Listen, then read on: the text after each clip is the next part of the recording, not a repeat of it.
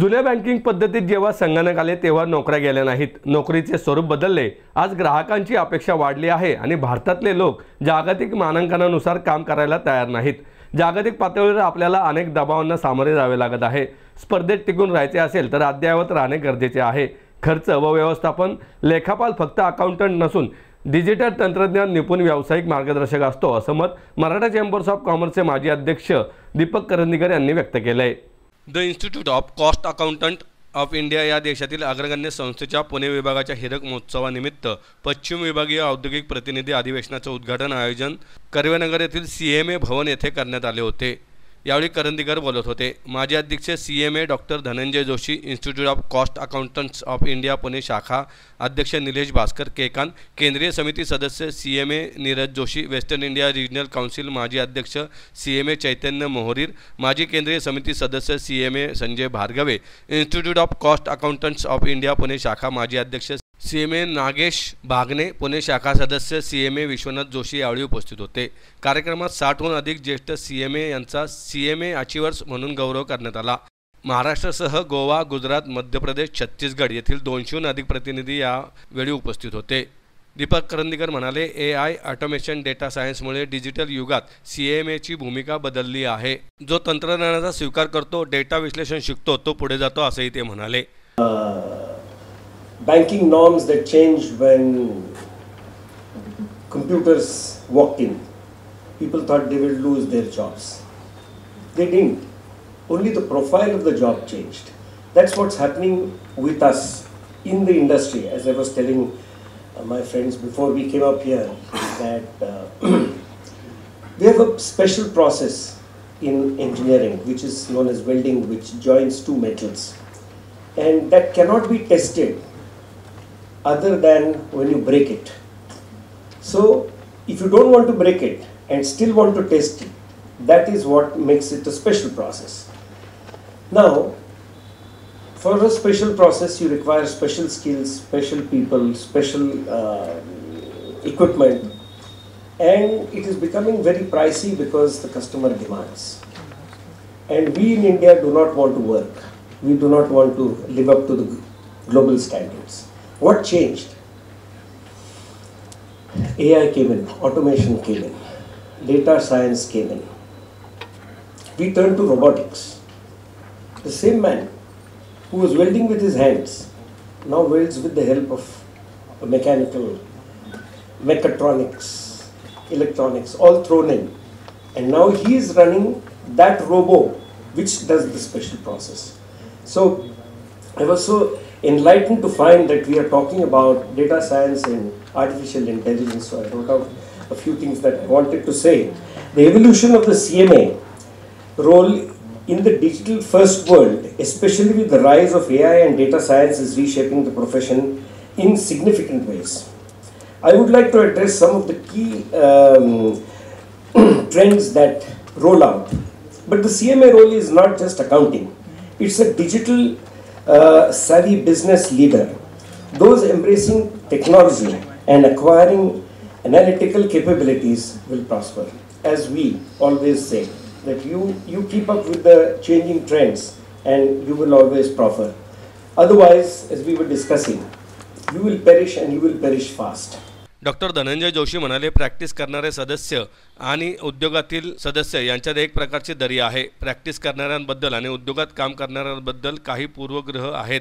दोघेही एकाच संस्थेचे सर्टिफाईड कॉस्ट अकाउंटंट्स आहेत, तरी ही दरी आहे। 50-55 वर्षापासून ही दरी झालेली मला दिसली नाही। संस्थेतील तरुण लेखापालांनी ही दरी कमी करण्यासाठी प्रयत्न करावेत। अरविंद गोस्वामी म्हणाले, आजचा काळ तंत्रज्ञानाचा आहे। डिजिटल परिवर्तनामुळे व्यवसायांचे स्वरूप बदलत आहे आणि या बदलात खर्च व्यवस्थापन लेखपाल यांची भूमिका अत्यंत महत्त्वाची बनली आहे। नीरज जोशी म्हणाले, the institute of cost accountants Pune विभागाच्या वतीने AI वर आधारित कोर्सेस सुरू करण्यात आले आहेत। उद्योग क्षेत्रातील सदस्यांनी त्यांच्या अनुभवांचे आदानप्रदान करण्याचे आवाहनही त्यांनी यावेळी केले। देवदत्त केकाटपुरे, नीरज जोशी, हर्षद देशपांडे, मुकेश गुप्ता, ब्रिजेश माळी, आशिष देवडे, नीरज जंगीद, डॉक्टर मुर्झुन जोखी, शुभेंद्रू चक्रवर्ती यांनी विविध सत्रात मार्गदर्शन केले। तसेच चर्चासत्रात सोमा घोष, श्रद्धानंद देसाई, अनिता खिस्ती, डॉक्टर अजय महाजन, विद्यासागर अप्पुकुटन, शिल्पा पारखी यांनी सहभाग घेतला। यावेळी चैतन्य मोहरीर यांनी प्रास्ताविकात एआयचे महत्त्व विशद केले, तर मिहिर व्यास आणि आशिष तत्ते यांनी मनोगत व्यक्त केले।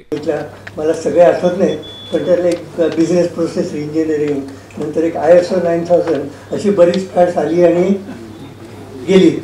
ही माझ्यामध्ये काही दिवसांनी जाईल आणि शेवटी पुन्हा कसं म्हणतात की आर्टिफिशियल इंटेलिजन्स जे आहे तर म्हणजे नोकऱ्या जातील वगैरे असं मला तर काय नोकऱ्या बिकऱ्या जातील असं तर काय मला वाटत नाही। कारण तुम्हाला माहिती असेल की 1853 साली जेव्हा मुंबई ठाणे ट्रेन सुरू झाली तेव्हा बुलेट कार्सवाल्यांनी संप केला होता की आता आमचा धंदा बसेल। आता असं काही झालं नाही। तुम्हाला माहिती आहे कॉम्प्युटरायझेशन झालं तर कॉम्प्युटरायझेशनला बराच विरोध झाला की आता आमचं काही खरं नाही, आमच्या नोकऱ्या जाणार वगैरे, तसं AI आमच्या नोकऱ्या जाणार वगैरे असं काही होईल असं काही मला वाटत नाही। नोकऱ्यांचं स्वरूप बदलेल, पण जे काय तुम्ही रुटीन काम कमी होईल, इंटेलिजंट काम वाढेल, बाकी काय खूप फरक पडेल AI असं काही मला वाटत नाही। कारण तुम्ही शेवटी it is an artificial intelligence. काही गोष्टी अशा असतात की त्या इंट्युशननी येतात। आता intuition is something you just cannot explain, intuition has to come within. त्यामुळे तुम्ही सगळा जरी डाटा असला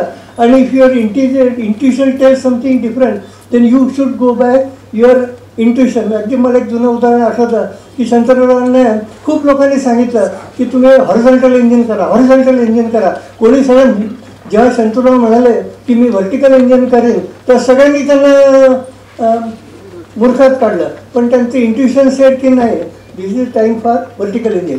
सो दॅट इंट्युशन किंवा त्याला सिक्स सेन्स म्हणतात किंवा ethics, this can never come through artificial intelligence. It has to, that can never be replaced by, that has to be only man's specialty. Intuition म्हणा, sixth sense, ethics, nobody else can do it. आणि त्याच्यात हे जोपर्यंत माणसाची speciality आहे, हां ethics किंवा हे इंट्युशन करणारे जर कोणी मशीन शोधून काढलं तर I don't know what is going to happen, पण at least I don't think it is possible. नमस्कार, माझं नाव नीरज धनंजय जोशी। मी institute of cost accountants of India ICMAI चा सेंट्रल काउन्सिल मेंबर आहे। आज आमच्या इन्स्टिट्यूटच्या पश्चिम विभागीय परिषदेचं, ज्याला आम्ही WRC म्हणतो, त्याचं पुण्यामध्ये रिजनल लेव्हलचं मेंबर्स इन इंडस्ट्री करता, म्हणजे आमचे जे नोकरदार लोक आहेत किंवा आमचे जे इंडस्ट्रीत काम करणारे प्रतिनिधी आहेत त्यांच्याकरताचं हे स्पेशल संमेलन चालू आहे।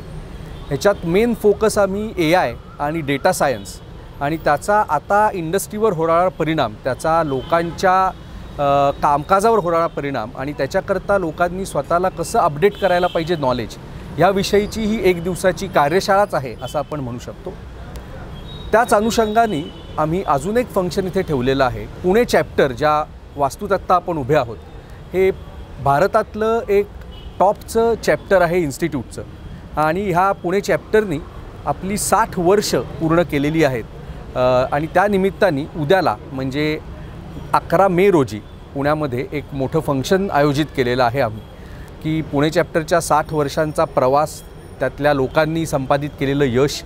कारण आपल्या चॅप्टरमधनं पास झालेले कॉस्ट अकाउंटंट्स आज अख्ख्या भारतातच नव्हे तर परदेशातही अनेक ठिकाणी काम करत आहेत। अत्यंत उच्च असे सरकारी पदाधिकारी आहेत, इंडस्ट्रीमध्ये गेलेले आहेत। सो त्याची माहिती जनतेपर्यंत पोचावी, त्यांचा काही प्रमाणावर सत्कार करता यावा, रेकग्निशन करता यावं, या दृष्टीने 11 मे रोजी हा कार्यक्रम पण आयोजित केलेला आहे। आणि सध्याचं जी आपली परिस्थिती आहे ती सगळ्यांनाच माहिती आहे की पहलगाम अटॅकनंतर आपलं एक प्रकारचं छोटं युद्ध पाकिस्तानबरोबर चालू आहे। तर भारतीय सेनेला थोड्या दृष्टीने मदत म्हणून आम्ही 3 दिवसाचा ब्लड डोनेशन कॅम्पही ऑर्गनाईज केला होता। सो काल विद्यार्थ्यांचं फंक्शन होतं, त्याच्यात विद्यार्थ्यांनी येऊन ब्लड डोनेशन केलेलं आहे आणि उद्या मेंबर्सकरता ब्लड डोनेशन कॅम्प आहे, तो अर्थातच सामान्य जनतेकरता, सगळ्या नागरिकांकरताही खुला आहे। सो ज्याला इच्छा असेल ते तुमच्या मार्फत आम्ही हे पण लोकांना आवाहन करू इच्छितो की त्यांनी येऊन ब्लड डोनेशन कॅम्पमध्ये सहभागी व्हावं। धन्यवाद। नमस्कार, मी doctor Sanjay Bhargave, cost accountant, आणि पुणे चॅप्टरचे जे 60 वर्ष आत्ताची जे काही हीरक महोत्सव सुरू आहे या कार्यक्रमाविषयी थोडं सांगणार आहे।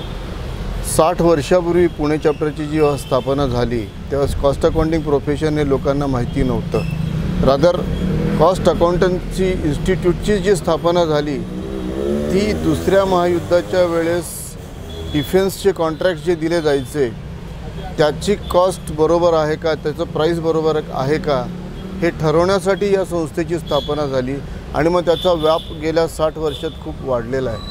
आज कॉस्ट अकाउंटिंग प्रोफेशनल जे आहेत ते indirect taxes, budgeting, finance, software, AI अशा वेगवेगळ्या क्षेत्रात अतिशय मोठ्या हुद्द्यावर आहेत.